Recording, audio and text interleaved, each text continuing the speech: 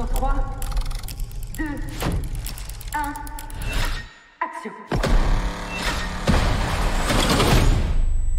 The Fall Guy, l'adaptation d'une série télé des années 80, même si ça n'a pas grand-chose à voir. Encore quelques images et c'est parti.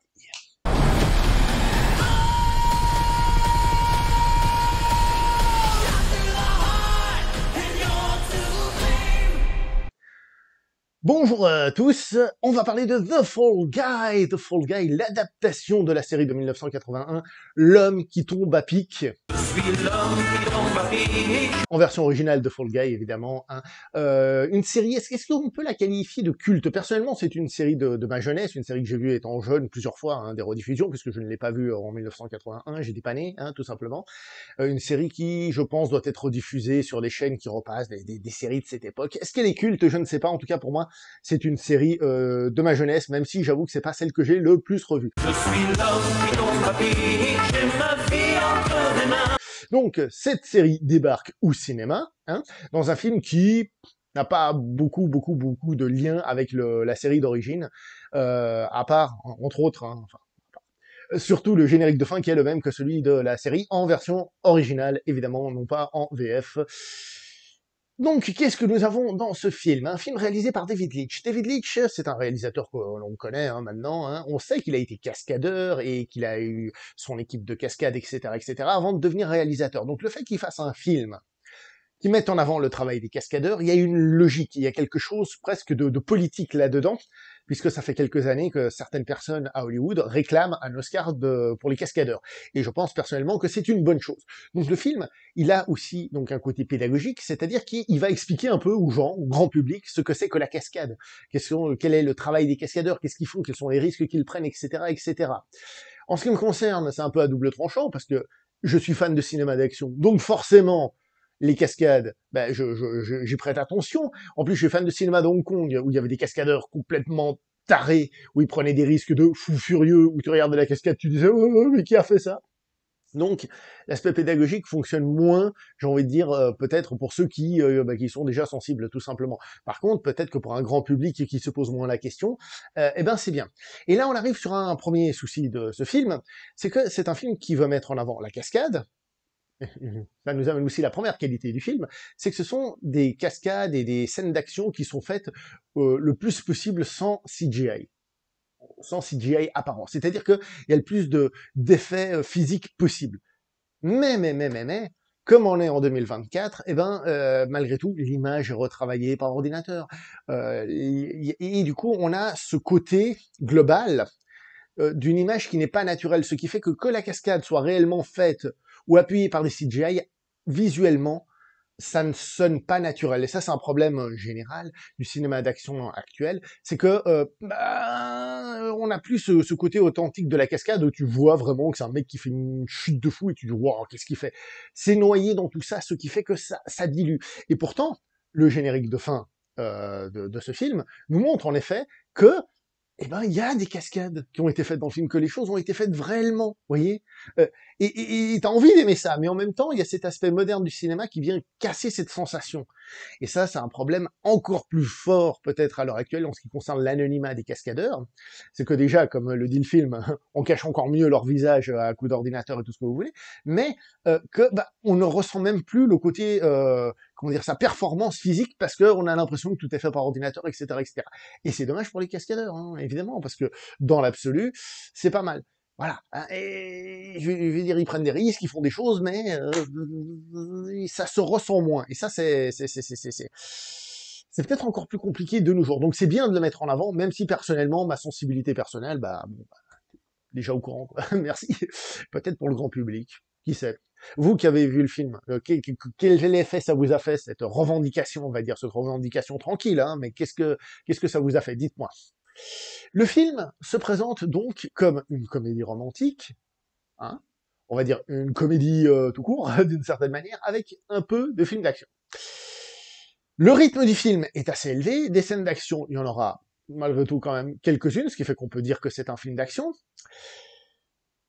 Les scènes d'action en elles-mêmes, avec ce que je vous ai dit, je vais juste rajouter qu'elles ne sont pas mal filmées, elles ne sont pas non plus filmées un truc de fou furieux, hein. C'est pas non plus, encore une fois, une mise en scène spécialement incroyable. C'est pas mauvais, mais c'est pas non plus les meilleurs qu'on a fait, surtout dans un film qui met en avant évidemment les cascadeurs, l'action et tout ça. À ce niveau-là, je reviens là-dessus vite fait. Un film comme John Wick, fait par son copain Chad Stahelski, est pour moi plus un hommage à la cascade, au savoir-faire des scènes d'action et du combat que ce film-là. Ce film-là, il te le dit. Eh, on parle de cascadeur, regarde. L'autre, il te le dit pas. Il te le montre d'une certaine manière. Mais peut-être que certains n'y ont pas pensé, justement. D'où peut-être le fait de le dire est important. Bref, ça c'était pour les scènes d'action. Ensuite vient l'aspect comédie romantique. Tu es littéralement la dernière personne sur Terre que j'ai envie de voir. Je suis à deux doigts de te gifler, là, ça me démange. Je serais pas contre l'idée dans un environnement moins dangereux. J'ai trouvé que il y avait du bon, du très bon même, hein. La scène en split screen, j'ai trouvé ça excellent. Franchement, j'ai trouvé ça super cool. Très bien pensé, très bien imaginé et tout. Mais il y a aussi des moments où j'étais un petit peu plus, ouais, bof, oui, si tu veux, ouais. Parce que le film, il a une mauvaise habitude de répéter certaines scènes avec certains personnages, où ça se répète un petit peu. Peut-être parce qu'on est à Hollywood, il faut faire durer les films. Peut-être que ce film, en étant plus court, en étant plus direct, il aurait été un petit peu mieux. Il y a des moments où j'ai un petit peu moins personnellement accroché. Les gens dans la salle ont l'air d'avoir plutôt rigolé, même si, en effet, il y a certains moments où ce n'est pas le cas, Donc, je pense qu'on est à peu près tous d'accord là-dessus. Évidemment, vous me donnerez, vous, votre tous d'accord là-dessus, ce que vous en avez pensé. Les acteurs sont très bons, le fait que ce soit des stars, ça rajoute quelque chose, le fait aussi que ça se tourne en Australie, ça donne un petit charme qui vient souligner une ambiance générale qui se dégage de ces acteurs, de leur interaction, de leur alchimie, ça c'est bien. Le film va multiplier les références à différents films d'action hollywoodiens, c'est important de le savoir, c'est-à-dire que le film, au-delà d'être un film qui rend hommage à la cascade, c'est un de ces films qui rend hommage au cinéma hollywoodien aussi. C'est-à-dire qu'il rend hommage aux cascadeurs hollywoodiens. Qu'est-ce qui est intéressant là-dedans?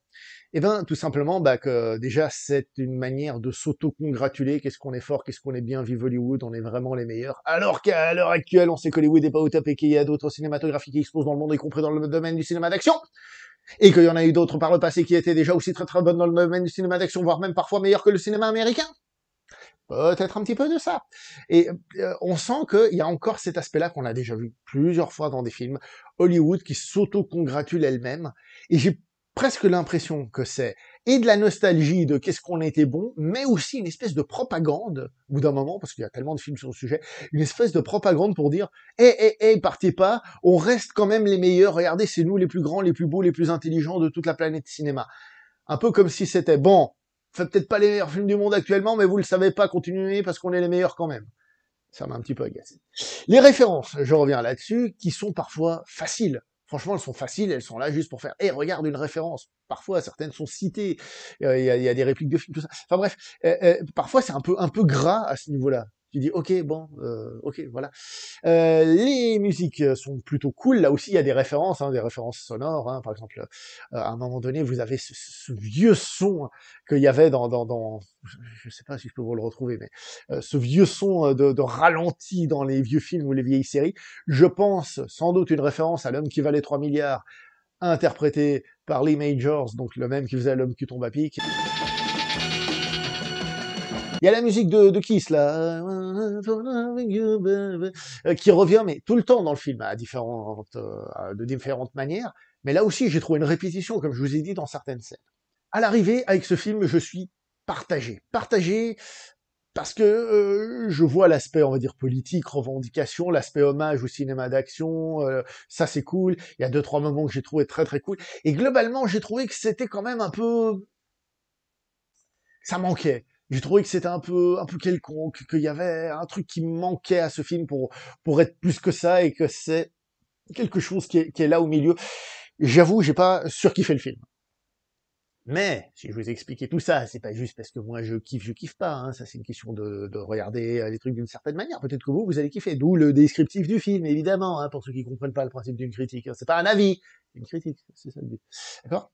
Donc, voilà, si ça vous tente, allez le voir, n'hésitez pas à me dire. Moi, j'avoue que je suis perplexe.